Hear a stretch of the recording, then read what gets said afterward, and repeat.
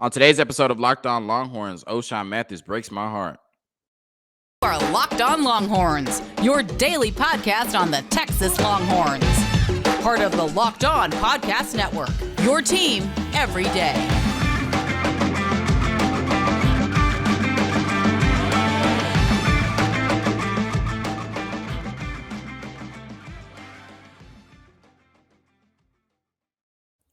Locked On Longhorns, the show. Jonathan Davis, your host.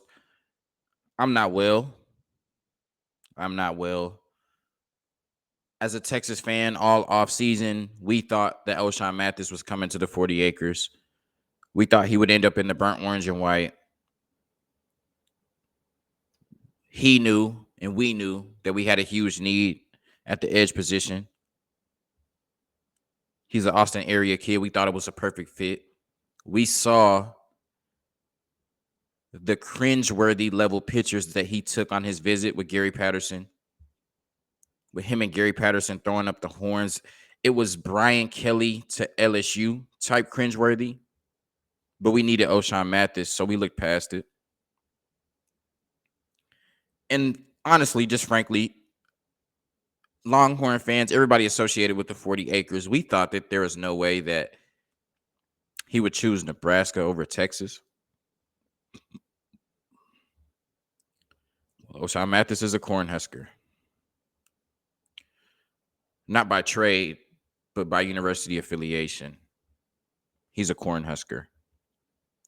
And so many different ways to break this down, which we will do today on today's episode of Locked On Longhorns, part of the Locked On Podcast Network, your team every day.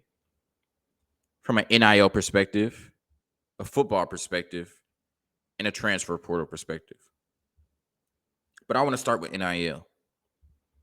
Because allegedly, Nebraska offered Ochaun Mathis upwards of $600,000 to come play defensive end at their university. And I want to start by saying that I support any young athlete taking advantage of the name, image, and likeness system to be paid for their athletic ability. Because for so many years, the NCAA took advantage of these student athletes and made money off of them while not allowing them to make money off of themselves. And so it was completely on one side of the pendulum, and now it has completely swung to the other side, which is good for the players because the players are the product. But due to the lack of regulations on NIL, the lack of structure, what was meant for players to profit off of their name, image, and likeness has now turned into a full-on pay-for-play free agency type system. I think a couple years ago, Ochaun Mathis comes to the University of Texas. But we're playing a different game now. A game where prospects, if they choose, can simply just go to the highest bidder. And we've learned in the recent days, and it was confirmed today when he made his decision, that Nebraska was the highest bidder. Am I salty? Yes. Because I'm a Longhorn fan and we needed Ochaun Mathis. I'm not salty that Nebraska outbid the University of Texas for his services. And I'm happy for Ochaun Mathis that he was able to bring in that type of money because none of us knows what the future tells. There's no guarantee he's going to go to the NFL. There's no guarantee he'll get another big NIL deal. And there's no guarantee that he'll be worth $600,000 after college. How do you turn down $600,000? Trick question, you don't. And so, like I said, I'm salty that the University of Texas did not get Ochaun Mathis. I am not salty that Nebraska was willing to pay him $600,000 plus, allegedly, to come to their university. Because this is the new game now. And if Texas wanted him bad enough, there was a market for him. And they weren't willing to pay what Nebraska and Ochaun Mathis felt like they were worth. So he went to a different school. And if you start to look back at it, you realize that this was all a negotiation tactic this whole time. Why were Texas fans so confident? Oh, because Ochaun Mathis came to the second full scrimmage. He was involved with the defensive players. And Ochaun Mathis came right back to the spring game the week before he makes his decision. He's obviously coming to the University of Texas. Or was he negotiating? Was he making those visits to the University of Texas to put pressure on Nebraska? Maybe increase that NIL package? Sure seems like it.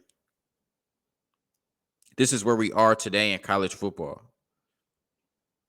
They're going to the highest bidder. And Texas has the money. And I know what you're thinking as a Texas fan. Just close the deal. You've seen now Nebraska take Ochaun Mathis from the University of Texas, which seems like chump change to a University of Texas, $700,000. If you outbid him and he gets $600,000 from Nebraska, you pay him $700,000, whatever it is. But still a lot of money. You're seeing Texas A&M buy the number one recruiting class in the country. And it looks like they're getting close to buying another number one recruiting class in the country for 2023. And you're saying, why won't my big dumb school just pay the money? Stop being bougie and just pay the money. You need Ochaun Mathis. You need these players. We want to compete. We want to be better. We've been down for 10 years. Just pay him. And I don't agree or disagree with you. But let's think about it from a different perspective. Yes, Texas very well could have just outbid Nebraska for Ochaun Mathis. But what type of precedent does that set for the players on your team and the players you go after in the future in the transfer portal? And once again, I'm not saying that they shouldn't have paid Ochaun Mathis because clearly it's a huge need. I just want to take us to a different place really quickly. And let's start by going to a different sport. In college basketball in the NCAA tournament, we saw the Miami Hurricanes went to the Elite Eight before they lost to Kansas, the eventual NCAA tournament champions. A key member of that team, Isaiah Wong, decided to come back to the University of Miami. Miami, thinking they're on the cusp of something special, brings over one of the most dynamic players in the nation from Kansas State, Nigel Pack. Allegedly, his NIL package is upwards of $400,000. Isaiah Wong, who was already on the team and feels like he's been part of building up that culture, says, okay, well, I'm going to enter the transfer portal until my NIL package is increased.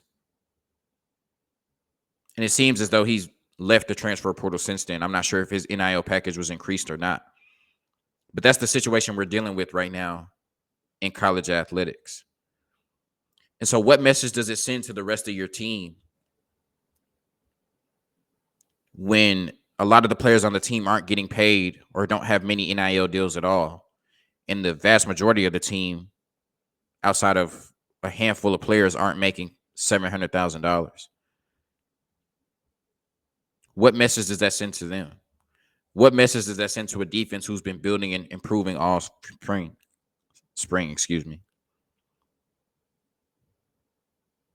What message does that send to players in the transfer portal in the future that Texas goes after, who hear that number and feel like that's where the line starts?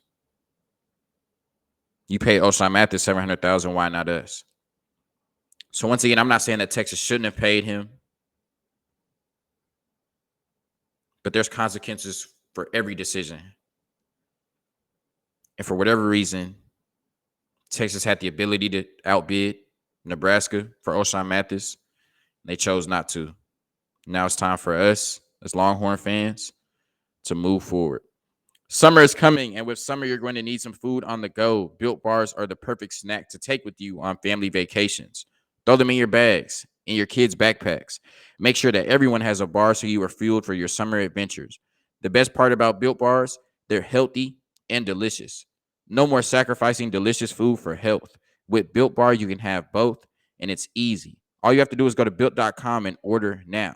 All Built Bars and Puffs are covered in 100% real chocolate. That means that with Built Bar, you can eat healthy and actually enjoy doing it. Go to Built.com to get all your favorites: banana cream pie, raspberry, double chocolate, and so many more. They are all delicious, and new flavors are coming out all the time. Check them out at Built.com. Go to Built.com, use promo code LOCK15 and get 15% off your order. Use promo code LOCK15 for 15% off at Built.com. From a football perspective, this is a huge loss.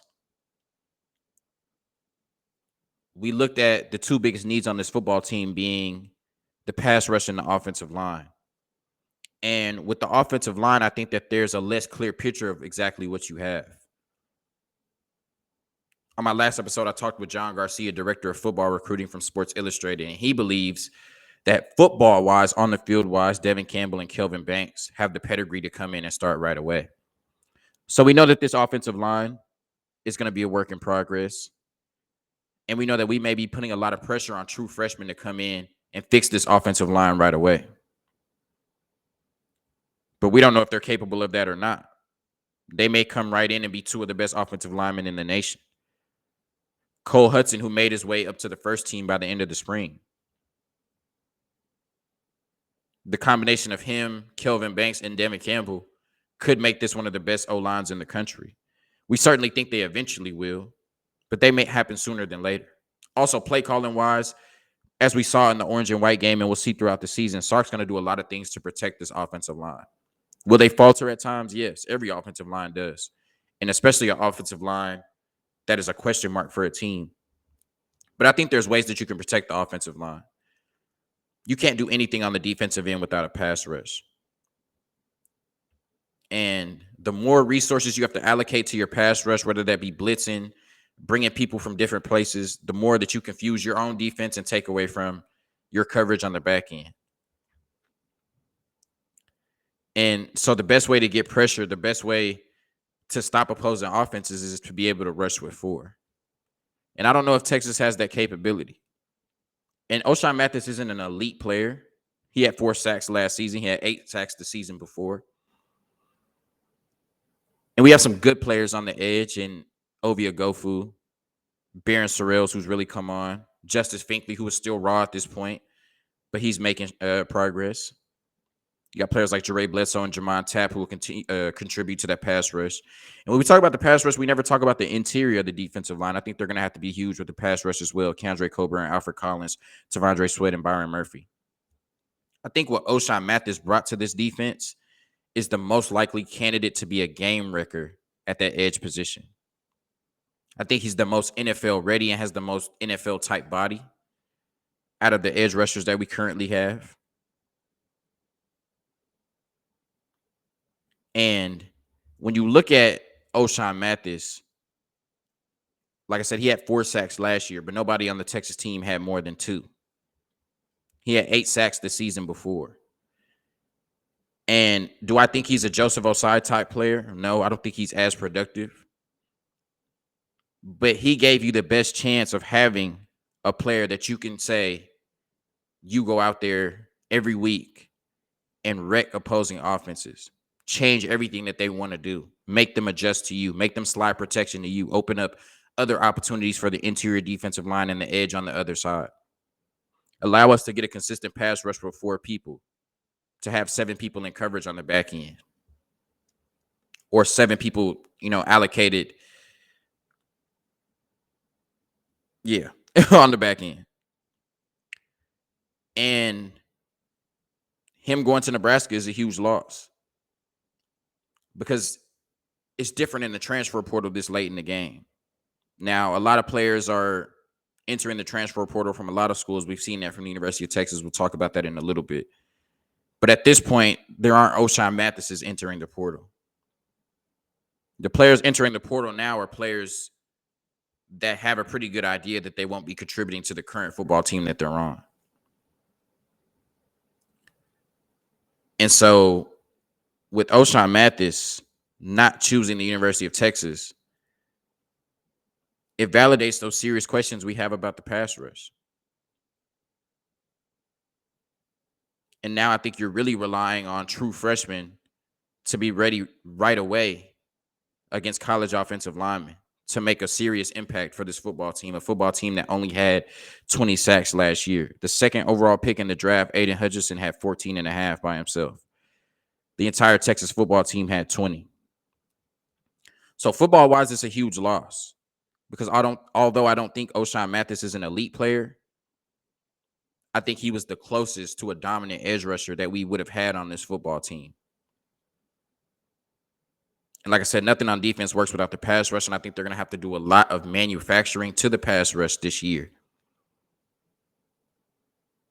And so, as we talked about in the first segment, this is a huge need for this football team. And you may or may not feel like Texas should have done whatever they needed to do to bring in Ochaun Mathis and shore up that pass rush. At this point, that's water under the bridge because he's at Nebraska. He is a Cornhusker. So I think it's a huge loss for this football team, a huge loss for an improving unit that you would have dropped Ochaun Mathis into right away. And we would have had a lot more faith going into the season that they'd be able to get a consistent pass rush on opposing offenses. Now I'm not sure that they'll be able to do that. And it concerns me that with some of the talent we have on the offensive end in the Big 12, some of the coaches, offensive geniuses we have in the Big 12, that they'll be able to move up and down the field on Texas. Texas might not be able to get off the field on third down. And Texas is going to be involved in some shootouts. Or time of possession-wise, offenses are going to move the ball down the field on this Texas defense, and that's less opportunities for this explosive Texas offense. I hate to put all of that on one player and say Ochaun Mathis would have fixed all of that, but I think he instantly would have stepped in and been the second or third best player on this defense. There's a reason that Texas was after him so hard. And with him not choosing Texas, I really don't see a realistic plan B other than the players we already have stepping up. They may or they may not. We'll have to wait 5 months to find out. BetOnline.net is your number one source for all your betting stats and sports info. Find all of the latest sports developments, league reviews, and news, including this year's basketball playoffs and the start of the Major League Baseball season. BetOnline is your continued source for all your sport wagering information, from live betting to playoffs, esports, and more. Head to the website today or use your mobile device to learn more about the trends and action. BetOnline, where the game starts. So I just want to talk about the transfer portal really quickly. I talked about it with John Garcia, director of football recruiting from Sports Illustrated. And I know when we look at the transfer portal and the one-time transfer rule, just like NIL, it's gotten crazy. And it's completely changed college football. We just recently learned that Jordan Addison, who had 100 catches and 1,500 yards for Pitt last year, has entered the transfer portal. And all signs are pointing to him going to USC on a massive NIL deal. Now, this is a player who dominated at Pitt and in interviews has came out and said he wanted to stay at Pitt for life until USC came at him with life-changing money. That's the day and age that we live in now. And so once again, I talked about Ochaun Mathis. How do you turn down $600,000? Trick question, you don't. But when we look at the transfer portal and we look at the success of it, I think we only focus on the top tier players. And we never see how that affects the rest of the players on the football team. Or the rest of the players in the transfer portal, I should say. And when we talk about NIL, we talk about those top percentage of players that we know are going to get paid. But how does that affect the rest of the football team? And so there's a huge percentage, I think almost half of players that are in the transfer portal that have not found a home yet, players that have entered the transfer portal. We've seen over the recent week, Texas has lost Dejon Harrison, Kelvontae Dixon, Jaden Hullaby, David Abiara, Jordan Thomas, and Myron Warren to the transfer portal, and will lose more players. Now, this doesn't mean much for the University of Texas because they were already over the scholarship limit. And these are players that did not have a path to consistent playing time this year, at least as it looks right now. And there's players entering the transfer portal from all over the country. But I just want to highlight the fact that the transfer portal has been hit and miss. And it doesn't work out for every player. Like I said, 6 have already entered the transfer portal from the University of Texas and more will. And statistically, almost half of them will not find a home or may end up having to go to a significantly smaller school than the University of Texas just to be a scholarship athlete or get playing time. Now, this situation is a little different because although they're entering the transfer portal for greener pastures, they more so had no choice. But I think when we glorify the transfer portal and talk about all the good that it's done for these kids, I don't want to be the old stickler that says kids are running from adversity or using the transfer portal anytime they face any type of hardship at their university.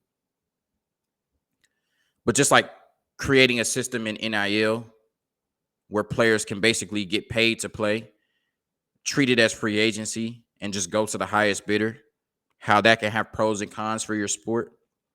I think glorifying the transfer portal, in which so many kids are entering it thinking the grass will be greener because they were recruited heavily in high school, or this team has a need, or this team has a need, and then they end up without a scholarship, and it doesn't work out for them the way that they thought it would. These are affecting kids as well. At the end of the day, we have to realize these are student athletes, student before athlete. And while the NCAA is endorsing NIL and endorsing this transfer portal, what's lost in all of this is education, which is supposed to be the most important thing for these athletes. When you transfer to schools, you lose credits academically. It takes you longer to graduate. And if you're sitting in the transfer portal worried about where you're going to play football or basketball and no one's calling, that means you're not getting an education as well. So when we think about NIL and we think about the transfer portal, we focus on the top 5 to 10%.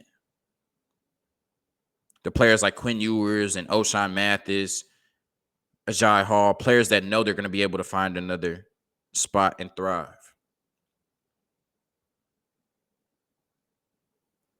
But what about the rest of the players in the transfer portal who haven't found a home, aren't getting an education, and have no clear picture on what their future is